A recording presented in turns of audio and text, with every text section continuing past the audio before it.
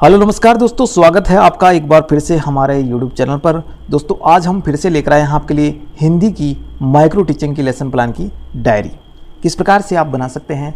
आज हम बात करने वाले हैं प्रस्तावना कौशल आधारित पाठ्य योजना। तो आज हम प्रस्तावना कौशल से संबंधित यहाँ पर क्या करेंगे, लेसन प्लान तैयार करेंगे।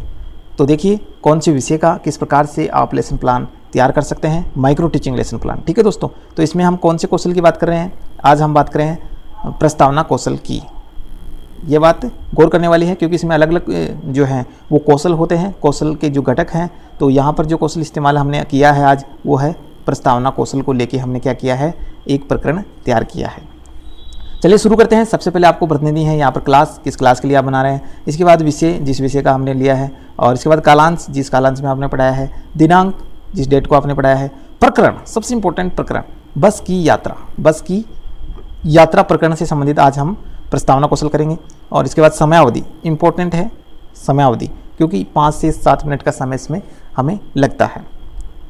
इसके बाद आपको तालिका तैयार करनी होती है। जैसे एक तरफ आप लिख सकते हैं छात्राध्यापक या छात्राध्यापिका कथन, और दूसरी तरफ आप बच्चों के बारे में लिख सकते हैं छात्र या छात्र क्रियाएं। ठीक है, तो इस प्रकार से आप इनको बना सकते हैं।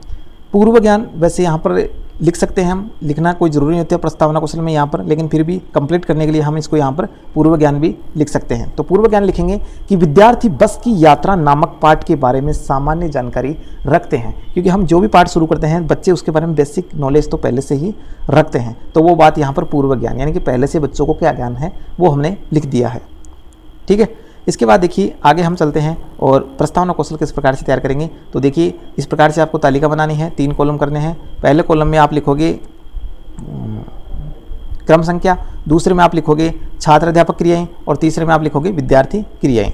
इसके बाद जो शिक्षक होता है वो क्या करता है, बच्चों से क्वेश्चन कुछ करता है। तो पहला क्वेश्चन हम करेंगे, हम एक स्थान से दूसरे स्थान पर जाने के लिए किन साधनों का प्रयोग करते हैं।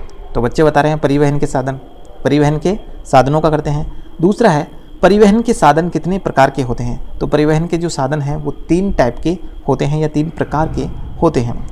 तीसरा क्वेश्चन करेंगे परिवहन के 3 प्रकार कौन कौन से हैं। तो परिवहन के जो मुख्य 3 प्रकार हैं वो एक तो है सड़क, दूसरा है रेल, और तीसरा है वायु।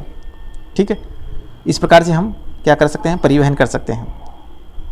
वैसे यहाँ पर जल भी आना चाहिए था, क्योंकि जल के माध्यम से भी हम क्या करते हैं, जल के अंदर भी वाहन चलते हैं, लेकिन कोई दिक्कत नहीं है। बच्चों ने 3 उत्तर दिए हैं तो हम यहाँ पर 3 लिख देंगे। अगला है हमारा, इसी से अगला क्वेश्चन उठाएंगे। देखिए सड़क मार्ग के साधन बताइए। तो सड़क पर जो चलते हैं वो साधन आपको बताने हैं। तो बच्चे बता रहे हैं स्कूटर, बस, ऑटो, बाइसिकल, जो भी आप लिख सकते हैं वो यहाँ पर लिख सकते हैं। ठीक है, तो बच्चों ने ये उत्तर दिए हैं। इसी को लेकर हम लिखेंगे आगे, बस की यात्रा विषय के बारे में आप क्या जानते हैं।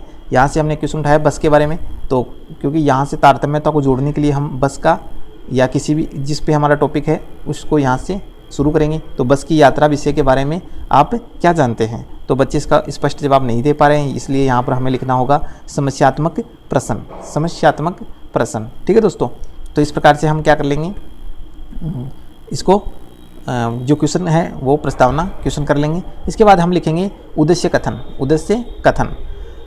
अच्छा बच्चों, आज हम बस की यात्रा नामक पाठ के बारे में अध्ययन करेंगे। किसके बारे में, बस की यात्रा नामक पाठ के बारे में अध्ययन करेंगे। तो यह कहकर हम क्या करते हैं, पाठ का प्रस्तुतिकरण स्टार्ट करते हैं। यह इसके बाद की घटना होती है।